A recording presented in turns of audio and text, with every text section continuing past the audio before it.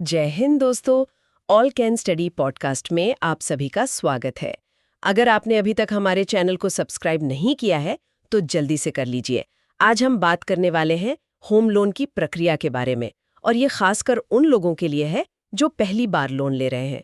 हमारे पास जो स्रोत है वो पहली बार होम लोन लेने वालों के आम सवालों और एक असली अनुभव पर आधारित है।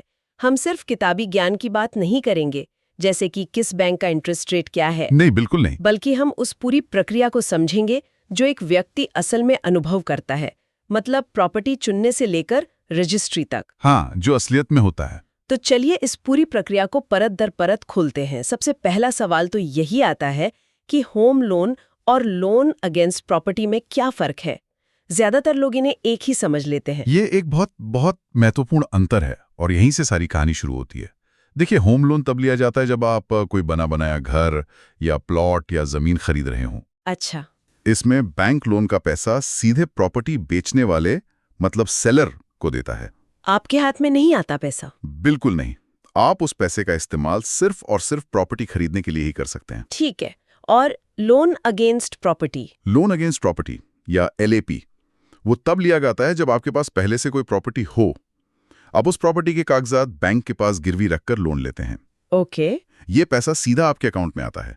अच्छा। और आप इसका इस्तेमाल किसी भी काम के लिए कर सकते हैं, चाहे बिजनेस शुरू करना हो या कहीं घूमना हो। मतलब बैंक को कोई मतलब नहीं? कोई मतलब नहीं। बस एक बात ध्यान रखने वाली है, आमतौर पर एलएपी की ब्याज दर होम लोन से थोड़ी ज्यादा होती है। ठीक है, ये अंतर तो साफ हो गया। अब इसे एक वास्तविक उदाहरण से समझते हैं। मान लीजिए किसी को एक प्रॉपर्टी खरीदनी है, तो पहला कदम क्या होना चाहिए? प्रॉपर्टी ढूंढना या बैंक जाना? पहला कदम हमेशा बैंक जाना होता है। हमेशा लोग यही गलती करते हैं। अच्छा। वो पहले प्रॉपर्टी देख लेते हैं, सौदा कर लेते हैं और फिर बैंक पहुंचते हैं। और तब पता चलता है कि लोन ही नहीं मिल रहा। बिल्कुल। तो पहला स्टेप है प्रॉपर्टी देखने से पहले अपनी आय के दस्तावेज जैसे आईटीआर, फॉर्म 16, जीएसटी रिटर्न्स, जो भी इनकम प्रूफ है। हाँ, वो सब लेकर बैंक जाएं और पता करें कि बैंक आपको आपकी आय के आधार पर अधिकतम कितना लोन दे सकता है। बैंक एक सैंक्शन लेटर जारी करेगा जो आमतौर पर 3 महीने के लिए वैध होता है। तो इससे आपको अपना बजट पता चल जाता है। एग्जैक्टली। अब आपको पता है कि आपकी जेब में कितना है और बैंक कितना देगा। ठीक है, मान लीजिए बैंक ने 1 करोड़ का लोन सैंक्शन कर दिया और खरीदार के पास खुद के 2 करोड़ रुपए हैं, तो अब उनका बजट 3 करोड़ हो गया। अब यहाँ पर मार्केट वैल्यू और रजिस्ट्री वैल्यू का क्या चक्कर है? यहीं पर असली खेल शुरू होता है। ओके। मान लीजिए प्रॉपर्टी की मार्केट वैल्यू है 3 करोड़, लेकिन उस एरिया का सरकारी या कलेक्टर रेट वो सिर्फ 50 लाख रुपए है। बस 50 लाख? इतना बड़ा फर्क? हाँ, ये बहुत आम है और ज्यादातर लोग स्टैंप ड्यूटी बचाने के लिए कलेक्टर रेट पर ही रजिस्ट्री कराते हैं।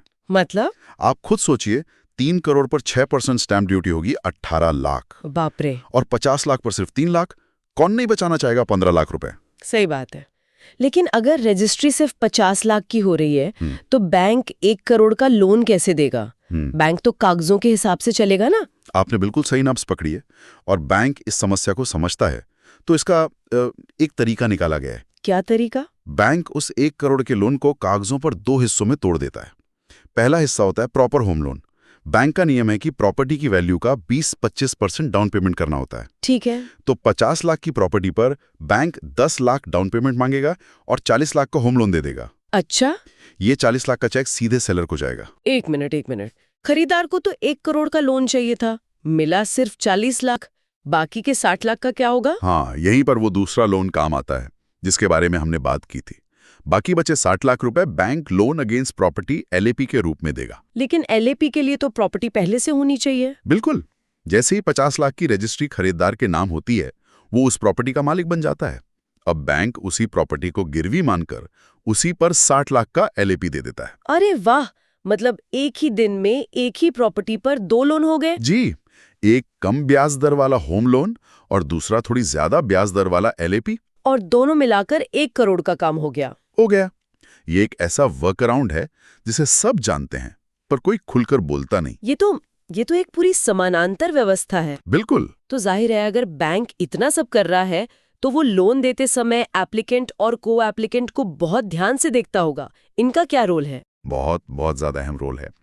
अगर पति पत्नी दोनों कमाते हैं तो बैंक दोनों की आय मिलाकर ज्यादा लोन दे सकता है। अच्छा। अगर शादी नहीं हुई है तो परिवार के किसी सदस्य जैसे माता-पिता या भाई-बहन को एप्लीकेंट बना सकते हैं। लेकिन इसमें सिबिल स्कोर का बड़ा पंगा होता होगा, है ना? बहुत बड़ा। अगर एप्लीकेंट का सिविल स्कोर अच्छा है लेकिन को एप्लीकेंट का खराब है तो लोन रिजेक्ट। सीधा रिजेक्ट। मेरे पास एक केस था, उसमें एप्लीकेंट एक महिला थी, उनका सिविल स्कोर परफेक्ट था, लेकिन उनके पति का जो को एप्लीकेंट थे उनका एक पुराने कार लोन डिफॉल्ट की वजह से स्कोर खराब था। तो फिर क्या हुआ? तो बैंक को ये कहकर मनाया गया कि वो आत्मनिर्भर है, उनका अपना बिजनेस है, उन्हें को एप्लीकेंट की जरूरत ही नहीं है। तो बैंक मान गया? माना, लेकिन एक शर्त पर। क्या शर्त? बैंक ने कहा ठीक है, हम को एप्लीकेंट के बिना लोन दे देंगे, लेकिन आपको हमारे यहाँ से टर्म इंश्योरेंस लेना अनिवार्य होगा। अच्छा, तो यहाँ पर क्रॉस सेलिंग शुरू हो जाती है। बिल्कुल। पर आरबीआई के नियम तो कहते हैं कि ये अनिवार्य नहीं है, ये ग्राहक की मर्जी है। नियम यही कहते हैं, लेकिन बैंक अक्सर ऐसी स्थिति का फायदा उठाते हैं। और इसमें एक और जाल है, बैंक जो टर्म इंश्योरेंस देता है वो अक्सर उसके प्रीमियम को भी एक लोन बना देता है।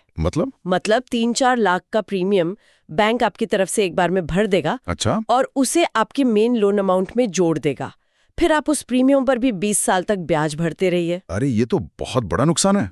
बहुत बड़ा। इसलिए मेरी सलाह है, सुरक्षा के लिए टर्म इंश्योरेंस जरूर लें, लेकिन हमेशा बैंक के बाहर से खरीदें। ये बहुत काम की सलाह है। अच्छा, अब ये बताइए कि लोन कहाँ से लेना चाहिए, सरकारी बैंक, प्राइवेट बैंक या एनबीएफसी? देखिए, प्राथमिकता का एक क्रम होना चाहिए। सबसे पहले सरकारी बैंक जैसे एसबीआई, कैनरा बैंक, इनकी ब्याज दरें सबसे कम होती हैं। ठीक है। दूसरे नंबर पे बड़े private bank, HDFC, ICICI, axis. तीसरे पर स्मॉल फाइनेंस बैंक, और आखिरी विकल्प होना चाहिए एनबीएफसीज, क्योंकि इनकी पेनल्टी बहुत ज्यादा होती है। बहुत ज्यादा। हाँ, अगर एक भी ईएमआई चूकी तो बहुत भारी पड़ती है। और ये जो प्रोसेसिंग फीस और दूसरे छुपे हुए चार्जेस होते हैं? प्रोसेसिंग फीस लोन अमाउंट का लगभग 0.25% होती है, और इस पर आप मोलभाव कर सकते हैं, ये नेगोशिएबल है। अच्छा। हाँ, इसके अलावा लीगल फीस, वैल्यूएटर फीस जैसे छोटे मोटे शुल्क भी होते हैं। पर यहाँ एक जरूरी सलाह है। बताइए। अगर बैंक का कोई भी कर्मचारी आपसे किसी भी चार्ज के लिए कहता है तो हमेशा उसे अपनी ऑफिशियल ईमेल आईडी से भेजने के लिए कहें। ये तो बहुत अच्छा पॉइंट है। इससे आप किसी भी तरह की धोखाधड़ी से बच सकते हैं। कोई भी अपनी कंपनी की आईडी से गलत चार्ज नहीं मांगेगा। सही बात है। एक रिकॉर्ड बन जाता है। चलिए, अब मान लेते हैं कि लोन की पूरी रकम चुका दी गई है, सब ईएमआई खत्म। हाँ। उसके बाद क्या प्रक्रिया होती है? लोग सोचते हैं काम खत्म, पर असली काम तो अब शुरू होता है। सबसे पहले बैंक से नो ऑब्जेक्शन सर्टिफिकेट यानी एनओसी लें। दूसरा, अपने प्रॉपर्टी के असली कागजात बैंक से वापस लें, जो लोन के समय जमा किए थे। जी। और तीसरा और सबसे जरूरी काम, उस एनओसी को लेकर तहसील कार्यालय जाएं और अपनी प्रॉपर्टी से बैंक का मॉर्गेज, मतलब जो गिरवी है, उसे हटवाएं। अच्छा, ये सरकारी रिकॉर्ड में भी अपडेट कराना पड़ता है? बिल्कुल। जब तक ये नहीं हटेगा आप प्रॉपर्टी बेच नहीं सकते। कानूनी तौर पर वो बैंक के पास ही है। ये बहुत लोग भूल जाते होंगे। बहुत लोग।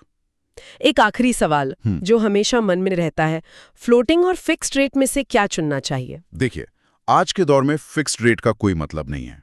वो हमेशा फ्लोटिंग रेट से 1 से 1.25% महंगा होता है। मतलब आप पहले दिन से ही ज्यादा ईएमआई दे रहे हैं? बिल्कुल।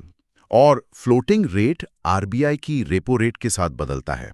भारत जैसी बढ़ती अर्थव्यवस्था में ये बेहतर विकल्प है, क्योंकि उम्मीद यही है कि भविष्य में दरें कम हो सकती हैं। तो फिक्स्ड रेट से बचना चाहिए पूरी तरह से। तो आज की चर्चा से ये साफ है कि होम लोन की प्रक्रिया सिर्फ दस्तावेज जमा करने तक सीमित नहीं है। इसमें ये जो मार्केट वैल्यू और सरकारी रेट के बीच का अंतर है, हाँ, ये एक बड़ी भूमिका निभाता है, जिसे बैंक और खरीदार दोनों एक व्यवस्थित तरीके से संभालते हैं। ये सोचने पर मजबूर करता है, क्या ये आम प्रथा जो तकनीकी रूप से अनौपचारिक है, क्या ये रियल एस्टेट बाजार को चलाने के लिए एक जरूरी हिस्सा बन गई है, या ये एक ऐसा प्रणालीगत जोखिम है जिसे हम सब ने नजरअंदाज करना सीख लिया है और बस उम्मीद कर रहे हैं कि सब चलता रहेगा? ऐसी ही जानकारी के लिए सब्सक्राइब कीजिए ऑल कैन स्टडी को। Thank you. चलिए नेक्स्ट वीडियो पर मिलते हैं।